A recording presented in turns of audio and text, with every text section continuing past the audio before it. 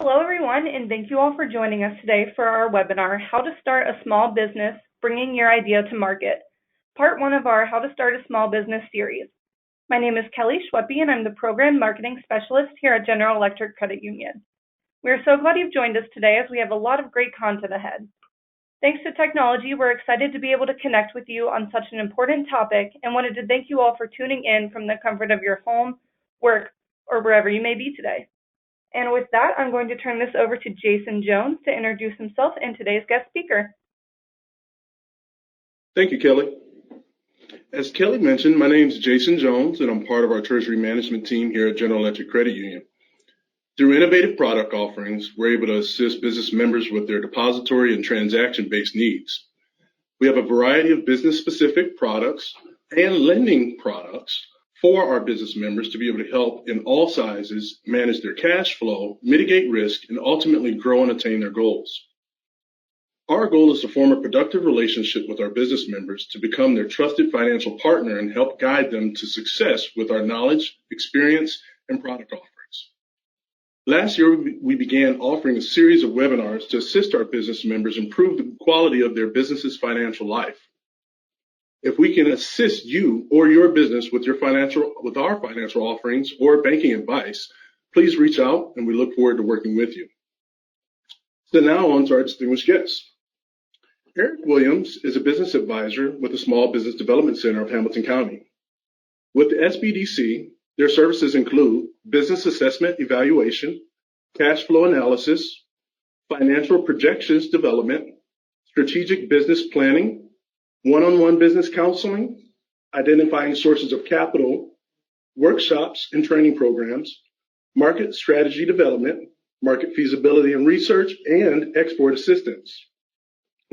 Prior to his work with the SBDC, Eric served as president and CEO of his jewelry manufacturing company in Cleveland, Ohio.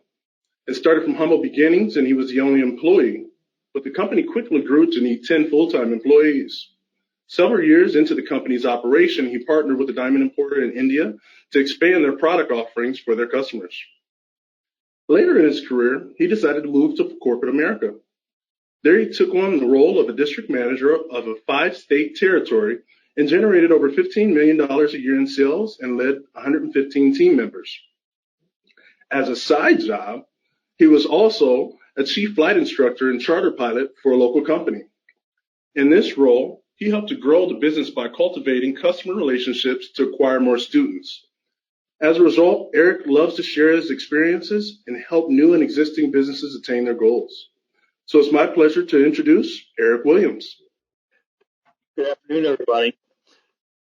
We are part of the Urban League of Greater Southwestern Ohio, Small Business Development Centers, and the U.S. Small Business Administration.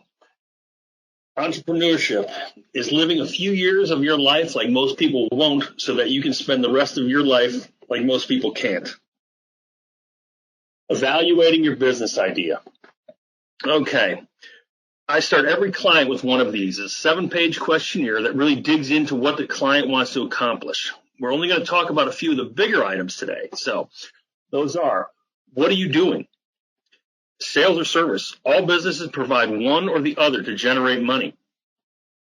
How are your sales or service different from the competition? Why are the customers, I guess this would be the question, why are the customers going to use your product or service over someone else's? What are the demographics of your customers? Are you going to be a business to business, sales or service, retail? What type of industry are you going to be catering to? Another thing that's brought up in this is the customer geographics. Are you in the right area to be supported by your customer base? These are all this generates these questions, and it really makes the meeting very robust. How many competitors do I have? Who, what, where? You know, the old saying is, you do what your competition lets you do or makes you do, and they're always going to want to know your competitive set. The banks are going to want to know that. Everybody's going to know that. If you're looking to bring in investors and so on and so forth, they're going to want to know who your competitors are, what makes you different. Why am I going to come see you and not business, the 4 other ones right there? So that's always that's a big one too. Another tool we use is the business model canvas. Basically, I use this before our first meeting. It's a strategic management tool that quickly and easily identifies and communicate a business idea or concept. It's a great way to begin a business plan. We'll talk more about the business plan later, but this is just a great way to talk about it, because what I find a lot of people get into with the business plan is they want to dig right in and then they really kind of struggle with it here and there. This is a great way to kind of get into different aspects of it, and everything on here on this page basically translates to your business plan. So it's really a big help. What we're going to do is I'm just going to talk about three of the big ones that I like to talk about on the business model canvas. Basically the cost structure. It's exactly what it sounds like. Identify what I'm offering. Is it a sale? Is it sales or service? And what are the costs associated with it? Revenue stream. Based on my sales or service, how am I going to get paid? Partners, banks, spouses, they're always interested in this question. I guarantee you that. So this is kind of a big one. Next one, key activities. Explain in a simple, concise way. What are you offering? Sales or service? I mean, that's a big one, because as a business, you're doing one or the other, either a sales or a service. So have some idea of what you're getting ready to do. Then we dig into, now we start to dig into a little bit more of the business structure. What type of business am I going to set up? You will need to figure this out before you start providing sales or services. There are several options to consider. I will give you a brief rundown of each of them. I would advise a deeper dive to fully understand which one fits your needs.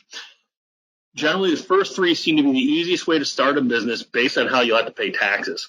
The term that's used is flow through regarding income. Basically, the first three, it'll flow through onto your 1040, so it makes it relatively easy. So I'll kind of review each one pretty basically. A sole proprietorship. It's the simplest way to start a business.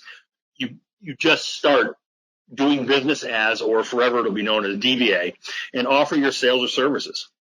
There are several things to check before naming the business, of course. One of those is work with the Secretary of State to basically make sure you're not infringing on another company's name. Some of the advantages of a sole proprietorship. It's the ease in which you can get out of business. I know it seems counterintuitive, but that is kind of a big one. The ease of getting out of business. You can sell the business. You can sell parts of the business, or you can just close it down and move on and do something else. That's kind of one of the big advantages of a sole proprietorship. Plus, like I said, it's the easiest way in and out. So, partnership. This works very much like a sole proprietorship regarding setting up, but has the advantages of more than one owner. The most important issue to establish prior to offering sales or service is a clear understanding of who owns what. This is crucial in a partnership.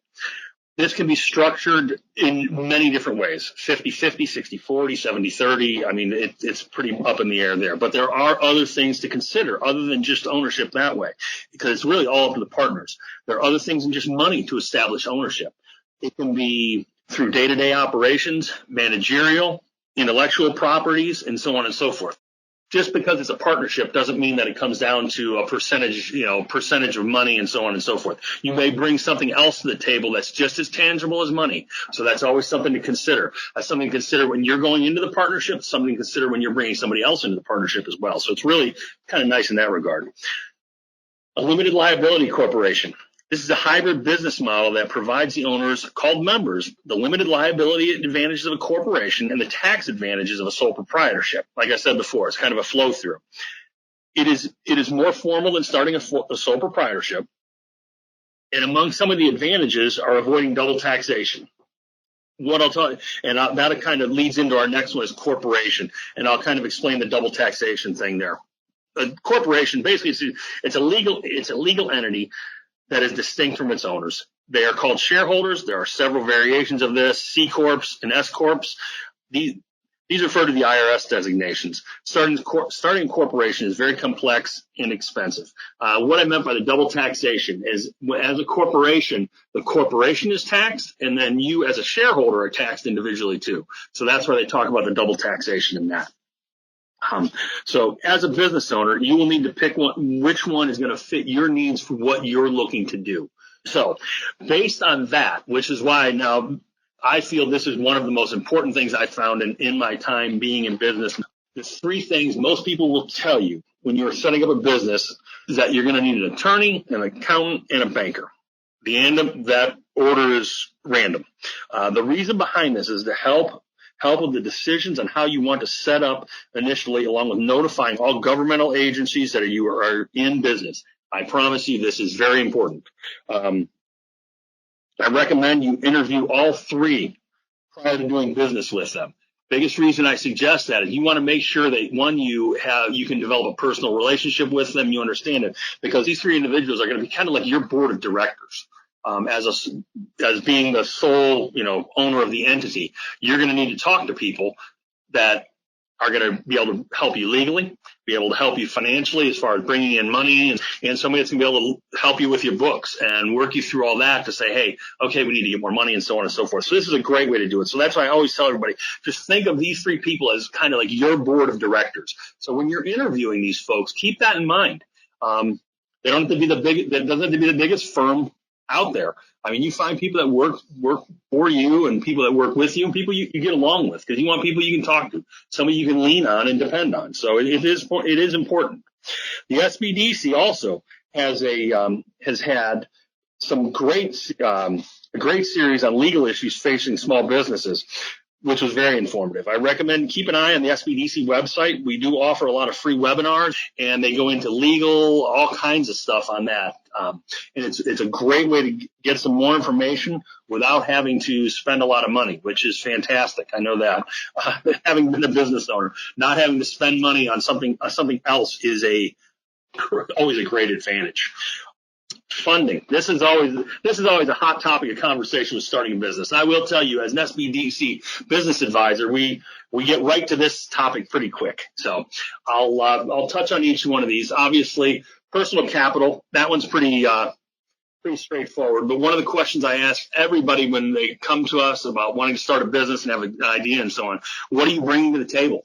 Are you bringing money? I mean, that is going to be important. When we talk about loans from family and so on, this will help determine what type of business you're going to be setting up. Is it going to be a partnership or an LLC with several members? One thing I would advise there, establish clear guidelines from the beginning. That way you avoid arguments and legal problems down the road. That way everybody knows their percentage, what's being done, who's getting paid back when, what the payment schedule is. And you avoid a lot of sticky areas, let's put it that way, by just setting clear guidelines and expectations right up front. As far as grants, I'd say work with your local SBDC, the SBA, to determine if you qualify for the grants. That's a big one I see a lot with the SBDC, where we get calls and people ask for grants and so on. I will tell you, as an SBDC business advisor, I do not give out grants. What I can do is I can help you work through the process, tell you about the different grants, and help you put together the applications and so on and so forth. The majority of the grants are basically you submit it, and then they kind of determine who they're gonna give the money to. As far as bank loans, now this is a big one. This is really where the SBDC, where our business advisor comes in. And I always like to say this: as a business advisor, my goal is to get you bank ready. This means when you meet with them, you have the answers for their questions by showing clear direction, limiting their exposure to loss, and most importantly, how are you going to get the money paid back and when? Because those are big things the bank wants to know. Before they're going to loan you money, they want to see a detailed plan of how you're going to make money and how they're going to get their money back and how you're going to limit their exposure. So those are kind of big ones to keep in mind. Where we go from here, we go into estimating startup costs and operating costs. What we are trying to establish with these spreadsheets, and I've got two spreadsheets here. I'm going to show both of them to you here, but what we try and establish with these spreadsheets are startup costs along with the estimated monthly operating costs. Basically, these are very helpful when trying to secure financing. I use some that are already made up along with creating others to basically better understand what you're looking for. This is a pretty basic one. It's startup costs and so on. You just you feed the information in and go from there. It's a kind of set up just some expectations of what we have coming. And then here, this is just a further breakdown, obviously month over month, where we're moving forward. So that way, when you are going to a bank, you've got some information, you've really kind of thought it through. So, they can kind of see, okay, we've got, here's where we're going. Here's the type of money we're looking at generating. These are our expenses. This looks like a viable option. Or, And maybe it doesn't, but these are just some of the beginnings. And I'll be honest with you, as with the SBDC, I show these two because these are kind of canned spreadsheets. I will sit and build some for you too. I've built some for clients as well, where we get a little more specific. That is one of the nice things with the SBDC is we are there to help. We're there to help as kind of like an extra person in your office, so to speak. That's the way to look at it. Okay. What do I plan on doing with my business? This is one of the big things. Another big question I like to ask. What do you plan on doing with your business? And what I mean by that, operating it daily. Okay, I'm operating it daily and keeping it in the family. This is a relatively simple plan. Make sure the business model is sustainable for future generations, along with the years you plan to operate it as a source of income. Always keeping in mind that you will need to grow the business to accommodate future family members if needed, or growing it to where you can cash out at some point when you want to retire. Selling the business in the future. Now, this is a big one. I hear a lot of this one, selling and franchising. Now, selling in the future requires you to be very clear and transparent in all aspects of the accounting and financials. This model requires that the waters don't get muddy between personal and business allocation of funds, and always make sure of a growth trend. That is very important. What I mean by muddied waters is you got to be real careful. Having been a sole proprietor, I kind of grew into a corporation. It's real easy for things to get a little convoluted, and I had to work to separate them both, and then I unfortunately let them get a little muddy. Then I had to step back and separate them out. It made things a lot better once I did it. So it is my recommendation from the beginning is just make sure you set up. I have a business account. I have a personal account. I pay myself, and then I pay my personal bills with my personal account, my business bills, my business bills. The water is not muddied at that point, and then everything is good. Nobody's looking at things kind of oddly at that point. Franchising is another avenue. That will require transparency to potential franchisees. Franchising is going to require systems, procedures, supply chain considerations, all that kind of stuff. Think about a McDonald's, think about a Chick-fil-A, anything like that, where you're buying a franchise, but you're buying their machinery, all that kind of stuff. You're setting up that whole chain. So you're going to create that. You're going to need to know every aspect of that business so that you can repeat it over and over again. And I know it seems odd, but how am I getting out of business is as important as getting in. Remember, goal setting and expectations. How am I going to, as I move through this, how am I going to bring this to an end? Because like I said, you may bring this to an end by selling it. You may move it on to family members, whatever the case may be. But at some point, you're going to walk away. Know how you're going to do it. These are great questions to ask, so you can do that.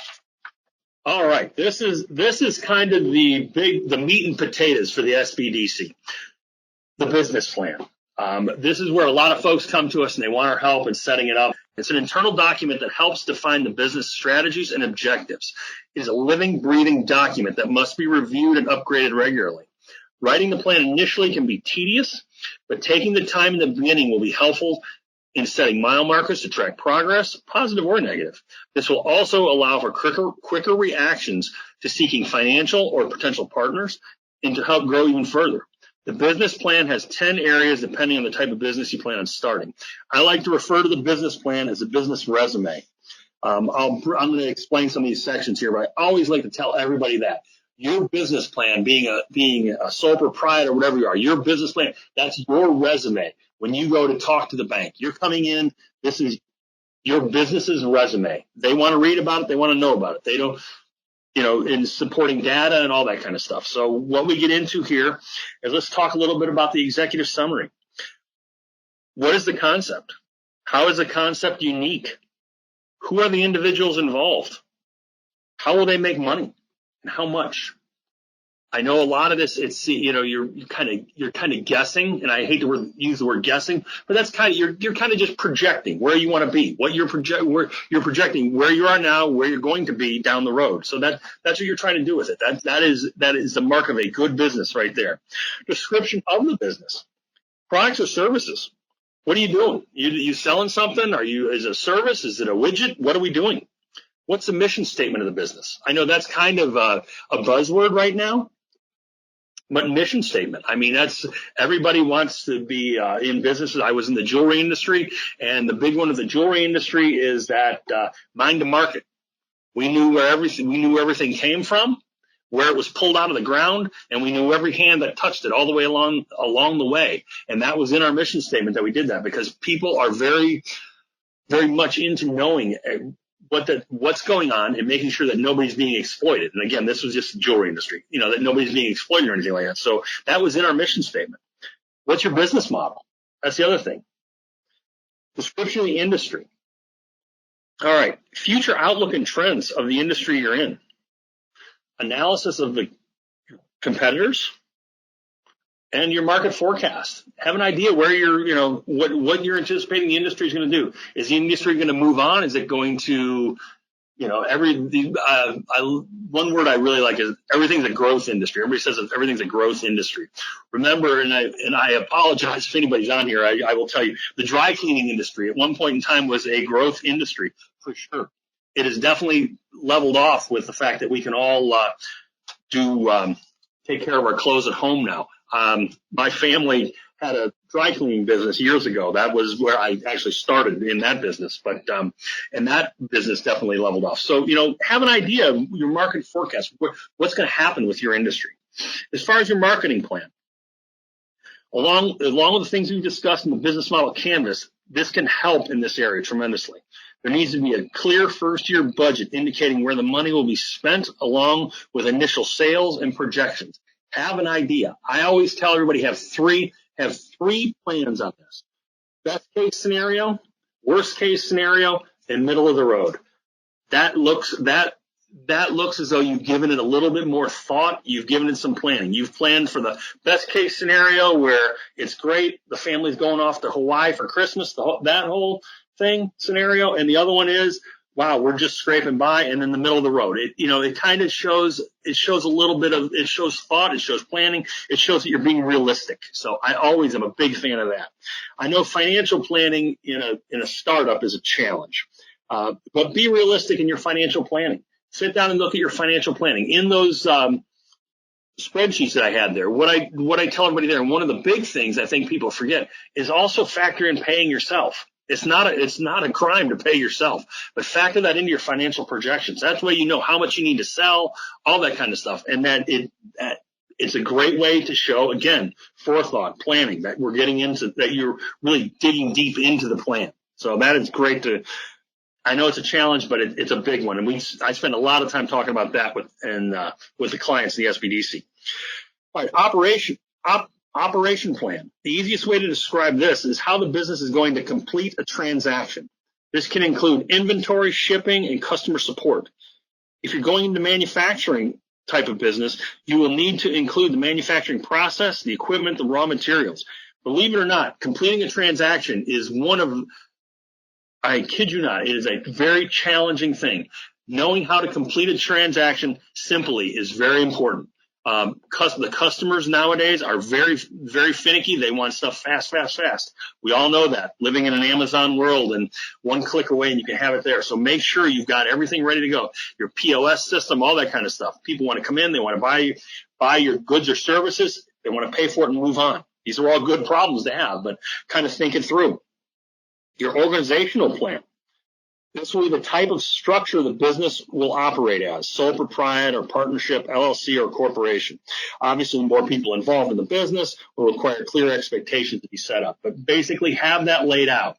And you're going to want it, as we talked about earlier, percentage ownership. If you're bringing multiple people, what's their percentage ownership? What are they bringing to the table? You're going to want to have all that clearly laid out in here. Again, when you're going for financing that, everybody's going to want to know what's going on, because nobody wants to be embroiled in a legal battle. So keep that in mind. Potential risks. I always like to talk about this one. This is an assessment of risks facing the company and how to manage them. And this is a huge area. Some of those issues are problems of suppliers, loss of a major customer or market segment, or more recently, which we've all been dealing with, COVID-19, recession, key management and personnel changes, capital and financing shortfalls, and industry changes. After, once you get all that kind of stuff, have an idea of what that is. Kind of at that point what's coming, what how you're going to overcome those hurdles and things like that. So, you've thought it through. Like I said, this can be very tedious putting this together, but that work, that foundation you set first really helps in avoiding problems down the line. After this, you're going to want to be sure to include resumes of the owners or partners, support data, research data, contracts, leases, things like that. You want to have that stuff. That's kind of like an appendix where you include that information in there. But that's pretty much the business plan. I do apologize, it's short and sweet, but it does require quite a bit of work. So I'm going to take a breath at this moment. Are there any questions? Everyone, as Eric just mentioned, we are going to open up our Q&A portion. We want this to be your time to ask the experts any questions you have. So please use your question feature, and I'll make sure to get those questions asked while we have everybody on the line today. We do have quite a few that were pre-submitted, so we'll go ahead and start with those. The first question is, do you have advice on how to narrow down your ideas and figure out where to start if you're interested in many different things or areas? Yes. My suggestion there would be I'd identify the area that will generate the most revenue first, and then working on integrating the other ideas into the mix as you move forward. This is where the business plan really comes in to lay out your future of what you're going to do, and it kind of gives a clear direction of growth. So I would pick the one that's going to generate the most money, and then slowly kind of add those other ideas in. The next question we have is, does the SBA offer consulting or mentoring to small business owners? Yes, they do. We kind of cover the whole gamut. We cover minority-owned businesses, women's owned businesses, and veterans-owned businesses. Yes. Perfect. The next question was pre-submitted. They ask, how do I go about getting positions staffed for my new small business? I love this question. This is currently one of the biggest challenges facing every industry out there. I don't know if everybody's seen that. Did everybody see that McDonald's is offering a $500 sign-on bonus? I was floored. Anyway, but what I would say there for staffing up and so on, what are you offering? And what I mean by offering, it's not always money. What are you offering in training? What are you offering in a career path? What about benefits? Flexibility in schedule or location? Now, I know that's not, it's a lot, you can't do that. It depends on the business. But, think about that. Think beyond just the monetary version or the monetary compensation. The next question from the chat is referring back to the SBDC services. Do you guys help Kentucky residents as well? How do we handle this one delicately? Yes, we do. I'll just leave it at that. I will get the link in the chat somehow, but yes, we will. As long as if your business, I have clients that live in Kentucky, their business is in Cincinnati. Perfect. Thank you. The next question is, my business idea is service consultant based. What differences are there between establishing a business without a tangible product, and would you recommend insurance? Well, you know what? I would think that product and service, I think that's a common misunderstanding. A service is tangible. I guess the question would be, what is being offered? Is it unique? How or what are my competitors charging? Which would be one way to figure out for you to charge. So keep that in mind that a service is tangible. I mean, if you're offering consulting, whatever that consulting may be, you spent time learning that business or learning that skill. So that is something tangible. Now, as far as insurance, that will be dependent on the type of service being offered. If you're going to be in other businesses or in somebody else's property, I'd recommend it to avoid being liable for damages created by you or your employees if they're there. I see that a lot with cleaning businesses and so on that we help. And I usually recommend that they do get insurance, especially if you go into you're in somebody's house or in somebody's business and you knock something over. Perfect. And the next one's kind of general, but they're asking, what are the pros and cons of owning a business? That's a question that can only be answered by the individual starting this journey. I always love to refer to a business as a journey. I always try to look at it this way, or I would say this. If I can create repeatable results with training and managing, I've created a business. Because the problem is, if I have to be there every day to help with the services and deal with the customers and all that kind of stuff, and nothing can happen if I'm not there, then all I've done with that stuff is I've just created myself a job that I just happen to own. So I don't know if that answers it, but that's always kind of the way I've looked at it. I want to be able to have the business run and step away, not ignore it, but be able to focus on a lot of things. Because remember, you also have to spend a lot of time focus, not only doing what you do, whether it be a service, creating a product, whatever. You also have to spend a lot of time working on the business itself, as far as growing it, finance, marketing, advertising, expansion, all that kind of stuff. So I guess hopefully that answers that question. Yes, thank you. But the next question comes from the chat. It says, what do you do to get started with your business or stay motivated if personal capital is tied up with the family and loans from family is limited to none? That is a challenging one. This is I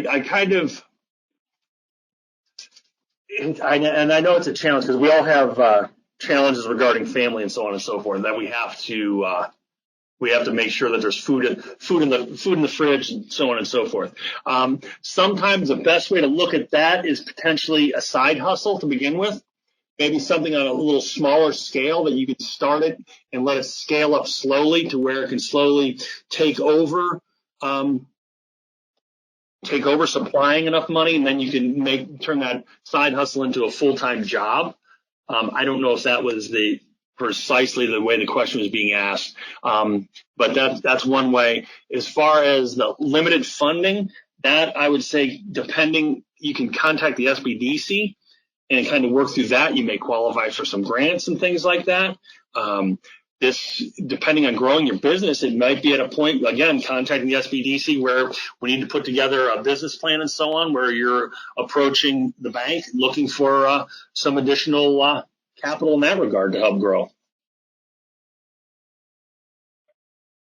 And the next question is asking, what are the most important things potential entrepreneurs need to do before they quit their day jobs? Well, we kind of answered that one and the other one. Make sure you have the resources to maintain your personal obligations. Nothing will take your focus off the goal, like worrying if my family is going to be short on money for the month. That is the best piece of advice I can give you there. You want to make sure you've got a little bit of money squirreled away, even if it's just, they always tell you have a couple months of, savings. You can have 2, 3, 4 months of savings put away so that, the mortgage is taken care of, the cars are taken care of, everybody's got food, and then that can give you a chance to get the business rolling and get the money coming in. And it keeps your focus on the business and not worrying too much about the other. Perfect. And I just received a question in the chat. Bear with me 1 second. They're asking, have you ever worked with a DJ business that sells merchandise? If so, any startup suggestions?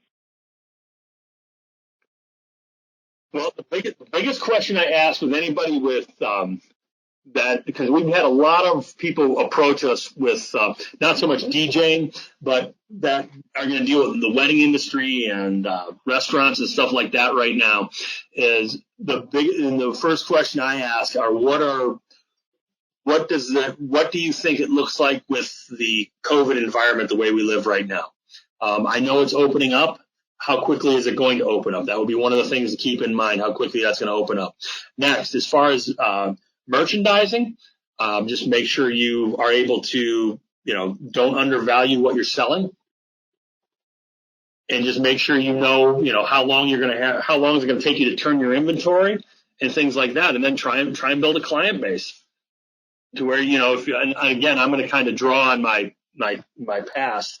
I'm gathering with DJing. You're going to, work. You can either work weddings and things like that, which is probably fantastic. But again, waiting for the world to open back up is going to be a big help. I know we're right on the cusp of it, but it's hard to say what it's going to look like. But setting that up with or working with companies, maybe flower companies, things like that, to potentially gain some contacts in that regard. But yes, we can help you with that with the SBDC as well. This next question is, what are the biggest mistakes, or what is one of the biggest mistakes new business owners make? This one, I'll be short and sweet. And I apologize. I didn't mean to yell on that one. I did this, and I find that every business owner I talk to now, not every, but the majority of them that we talk to do kind of the same thing. Undervaluing goods or services. Don't be afraid to charge. You're going to work 80 plus hours a week. You may as well be compensated for it, truthfully. Being the cheapest in town does not necessarily make you the best in town. Being fair, that's what makes you the best. That is what people want to pay for. People will pay a little bit more money for a better product or a better service. Truthfully, they will. Great. And I just wanted to again let everybody know, if you have a question, please submit that in the question feature. I have a couple more questions. But I want to make sure I do get your question answered if you have one today before we sign off. The next question we have is, how long does it typically take to start a small business? A lot of this is going to depend on the type of business.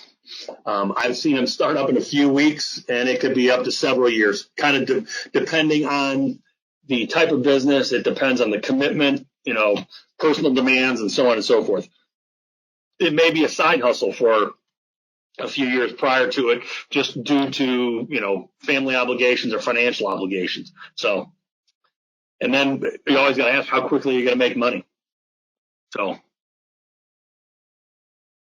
Perfect. And then this question is also from the chat. They're asking, are there special grants for women-owned minority businesses?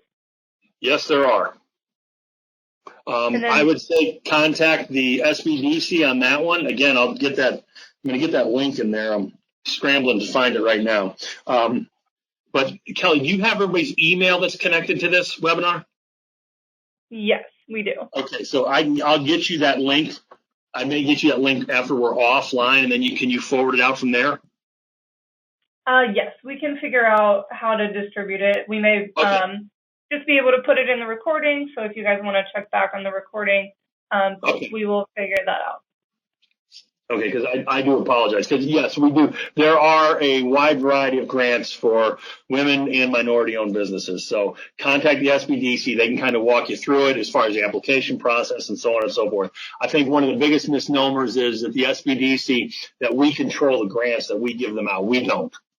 What we do is we get you connected with the people that are giving the grants out. We help you fill out the paperwork and submit the paperwork, and then the people that are offering the grants, they make the determination. There's the PepsiCo grants out there. There's the IDO grants. There's a whole host of them. I've got a laundry list full, so they are available. Great. And then, hey, Eric, in the link that you're finding, does it have like costs for consulting with SBDC and stuff like that? For reference, or where can somebody find that information? Can you? I apologize. Can you repeat that? I was turning pages. Oh yeah. Somebody was just asking how much the SBDC charges for consulting. I didn't know if it was in the link or if they could find it on the website, or if you had that information you could share. We don't. There is no charge. Perfect. That's the best part of the SBDC. It is at no charge to you. We have a couple more questions rolling in through the chat.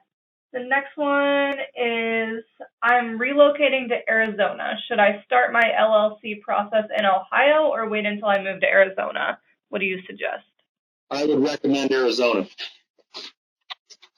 Unless you're, are you going to run this? Depending on where you're going to run the business. If you're just starting, and you're going to be going to Arizona, I would start in Arizona. If the business is kind of already, providing goods and services and so on, and you're going to continue to provide them here in Ohio, then start looking at taxes and stuff like that.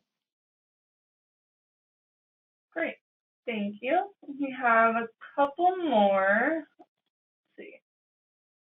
This one is asking, they say, I have an idea related to mitigating the complication of finding housing in college. After developing my idea, what do you recommend doing next?